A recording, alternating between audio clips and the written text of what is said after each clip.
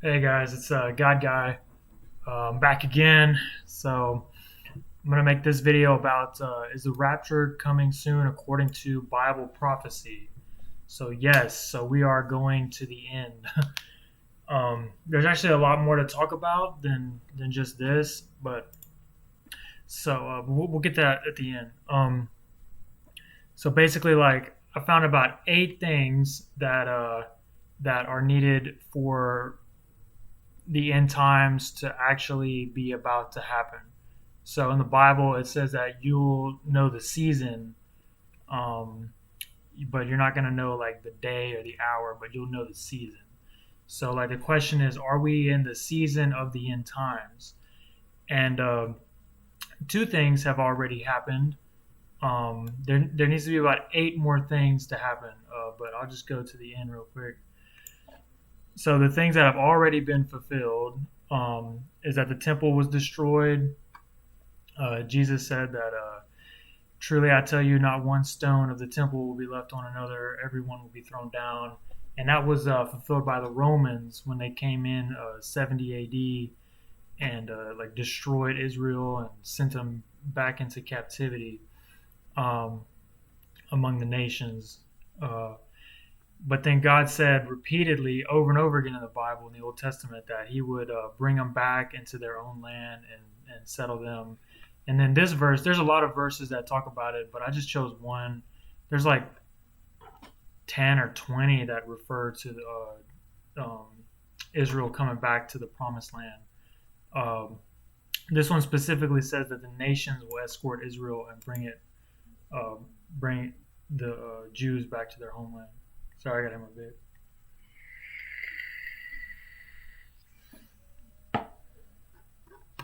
But yeah, it's a bad habit, but it's better than cigarettes. Better than cigarettes, guys. You know that. I think they said it was like 95% um, less damaging than cigarettes. But it's probably a bias report. Like vaping companies put that out. I don't know. But these are the 8 things that have to happen. Number one is that there has to be the Psalm 83 war. It hasn't happened yet in history. Like I've checked. Um, there's never been this kind of coalition all fighting Israel in ancient times. Like it was always one versus one or one or two versus Israel. Never an alliance between Arabia, Egypt, and Syria for sure. Um, so number two is the temple has to be rebuilt. Number three is the sacrifices have to be implemented again. I'm just going to go over them real quick and then come back to them. Number four is Egypt's Nile will dry up, have a civil war, and there'll be no more Islam in the country. That's a pretty juicy one. Israel will be at peace and without any walls. Remember, this is all the stuff that has to happen before we're in the end times. So once we see all these things get fulfilled, then we'll know like we're about to be in the end times. And this gospel, the kingdom will be preached to the whole world as a testimony to all nations, and then the end will come. So we haven't even had the whole gospel preached. Like I'm thinking of North Korea, um, the Middle East. These are just some 2 regions that right now, like we haven't had a fair chance to actually preach the gospel there. Um, During those days, you can even say Southeast Asia, but I mean, there just hasn't been a big push. Like there'll be a big push to go into every region in the earth and share the gospel. Everyone's gonna know about it right before the end times. So, and then during those days, people will seek death but not find it. They will long to die, but death will elude them. So, like, this isn't an obvious one, but I mean, I kind of see this as like no one's gonna be able to have access to weapons to kill themselves. So I can see this as like gun control has to happen, especially in the regions that are affected by the end time events. We kind of already see. Well, we don't see that taking place at all. They can get AK-47s pretty easily. Damascus gets destroyed. This hasn't happened yet, so I'm gonna go back over and we'll review all these things. So these are the 8 things. Psalm 83 starts us off with saying that there's this coalition of people that want to destroy Israel's name. Um, so there's definitely a plot against Israel. They're going to form an alliance. The Edomites, Ishmaelites, Moab, Hagrites, Biblos. Uh, these places are all put on this map thanks to Bill Solis from this video that I found on YouTube. So thanks for them for making it for me, because I was trying to find one, but they already did it, so that's good.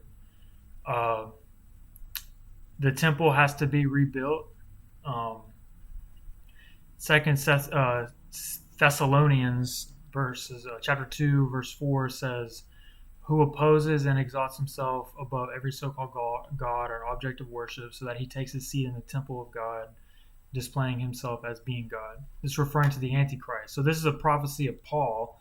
I couldn't find it in Revelations, but Daniel kind of alludes to it. Um, but this is specifically Paul saying that the Antichrist is going to sit in the temple of God and proclaim to, or either proclaim to be God, or prophetically give off signals that he is the, the one who is the only one who's able to be in the temple, therefore equating himself with God. Like he's trying to signal that he's God. So that hasn't happened yet. There hasn't even been a temple remade. So like they're trying to build the temple again right now in Jerusalem. They have everything they need. They just don't have the Temple Mount has the Dome of the Rock, and so that's got to be,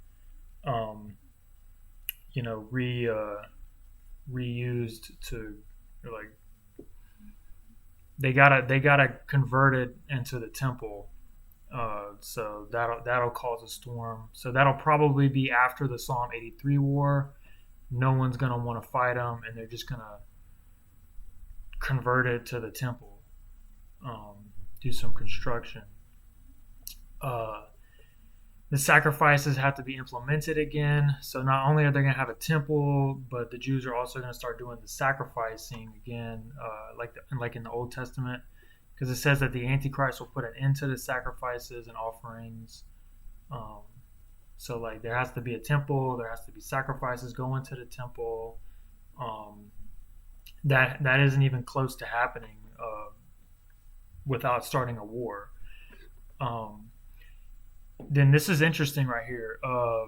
This one is Egypt's Nile will dry up. They're going to have a civil war, and there's going to be no more Islam in the country. And so I highlighted it in red. So it says Egyptian against Egyptian, that God's going to frustrate their plans, so that they're going to resort to idols and spirits of the dead, to mediums and spiritists. This hasn't happened yet. Especially because it says the waters of the Nile will dry up and the riverbed will be parched and empty. So we see in Ezekiel that the king of the north, who is the Antichrist, is going to fight the king of the south. And so like all the other nations that are in league with the Antichrist, Persia, Cush, and Put, well, that's Iran, Sudan, and Libya. Those are Muslim nations, and so this is saying that they're no longer going to be Muslim. They're gonna, because the Muslims don't worship the spirits of the dead. They're not, they believe in demons too. They don't do this kind of stuff. And so they're gonna ditch Islam for Wicca. I'm not 100% sure what they'll replace it with, but they'll go back to the old ways, and that'll be the king of the south who'll be in charge of the. There's some, it says, and a fierce king will rule over them. So the king of the south will be the fierce king, and he's going to fight the Antichrist. And so basically, like, there's another verse that says that Kedar, who are like the Arabians. So Kedar was one of Ishmael's sons, and Ishmael was an Arabian. He became an Arabian. They're supposed to be defeated in 1 year, according to Isaiah 24:16. It says that in 1 year, as a worker counts it, there won't be any more archers in Kedar. Like there's not going to be an army there anymore. No one's going to be like living there basically. So that poses bad things for Arabia, because that hasn't happened yet. So we're seeing like Islam potentially being like destroyed or severely wounded. Um, so number 5 is Israel will be at peace and without any walls. So Ezekiel 38 verses 10 through 12. Um, so this right here is an excerpt from those verses. It says, "I will go up against a land of unwalled villages." This is what the Antichrist is thinking. "I will come against a tranquil people who dwell securely, all of them living without walls, bars, or gates." And so, like, basically, like the Antichrist will come from Turkey. He'll be in league with the Russians, um, but he's primarily going to be from Turkey, according to some sort. He's either Russian or Turk. I don't know, but he's probably from Turkey. I personally believe he's from Turkey, but it says he's the chief prince of Meshech and Tubal, and both those places are located in Turkey.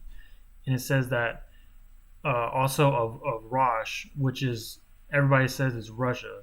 So I don't like to put Russia in league with them because they're Orthodox. But like we've seen in the past that they went atheist with the Soviet Union, so it's totally possible that they forget their Christian roots because Ezekiel prophesied that they would, so that they would be used for the Antichrist army. So whether he's Russian or Turk, it doesn't really matter that much. But I mean, it does matter. But basically, they'll come from the north, and they're going to look at Israel and be like, "There's no defenses." But right now, we see that Israel's got like huge walls that are, they got the Iron Dome. They're definitely like very heavily defensed. Um, so we'll see that play out, and that's going to take some time. I mean, they got to win the Psalm 83 war. They got to rebuild the temple, and that alone is going to take at least 100 years. And then they got to have time to cool off and not focus on defense anymore, feel protected enough to not have any like walls or anything like that. So that's going to take another like at least 100 years for them to forget that their ancestors fought all these wars, which takes a few generations. So that's at least 200 years for the Antichrist to show up, at least. So probably longer. Um, so the gospel of the kingdom will be preached to the whole world as a testimony, and then the end will come.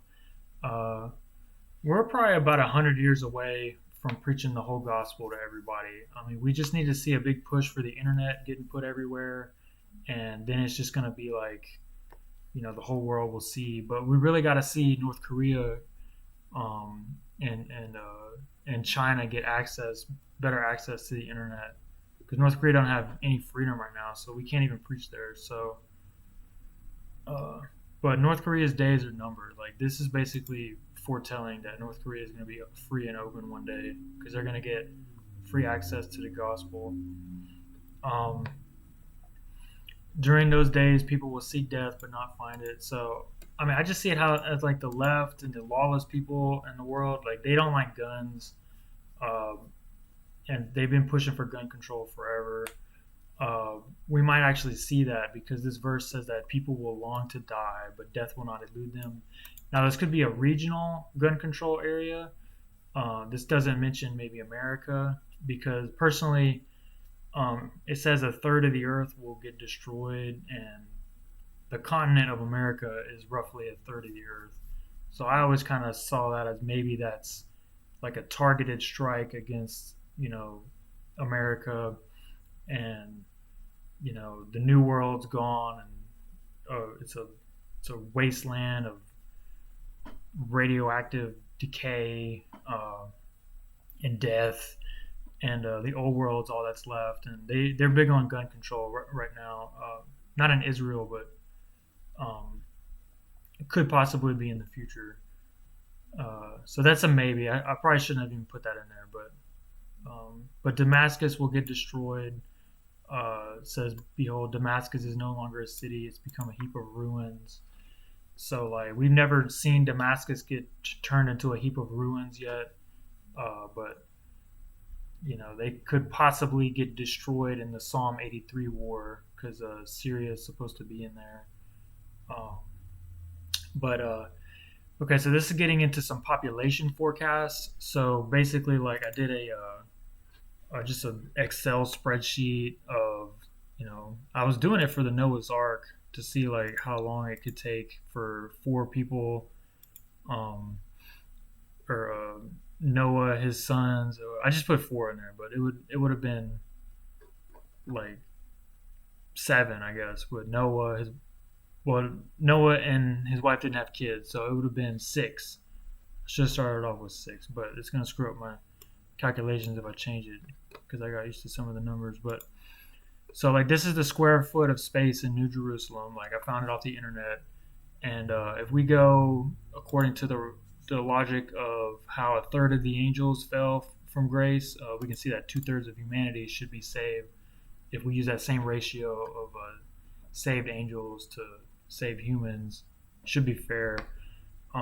We can get a square footage of space per person doing a population forecast. So down here we can see like if we have however many people this is, uh, hundreds, thousands, millions, billions, trillions, quadrillion.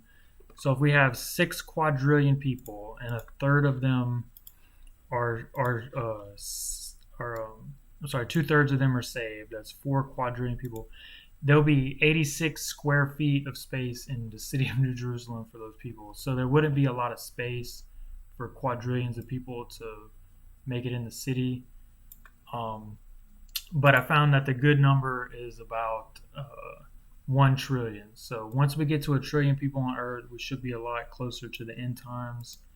Um, it would give a comfortable amount of space for everybody. And I'm not saying that it has to be exactly like our measurements, because maybe like we'll be given a spiritual body and we're not going to need that much space. I'm not really sure. So maybe like this doesn't even matter. Um, but this is after the 1,000-year reign. Uh, my PC changed to night vision, which is weird. I like it better when it was warm.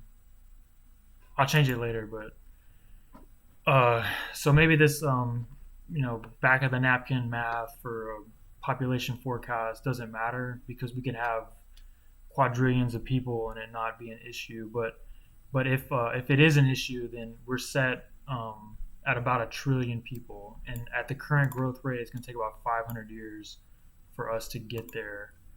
Uh, and that's not including like a plague, famine, or war that could take longer for us to get there. So about 500 to 1,000 years is what I'm estimating us to take to get to the end time. So rough estimate is about a 500-year time period.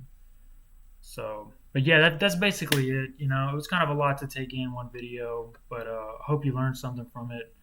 And I'm gonna start working on another video to put in uh, for tomorrow. So, uh, God bless everybody and have a great night.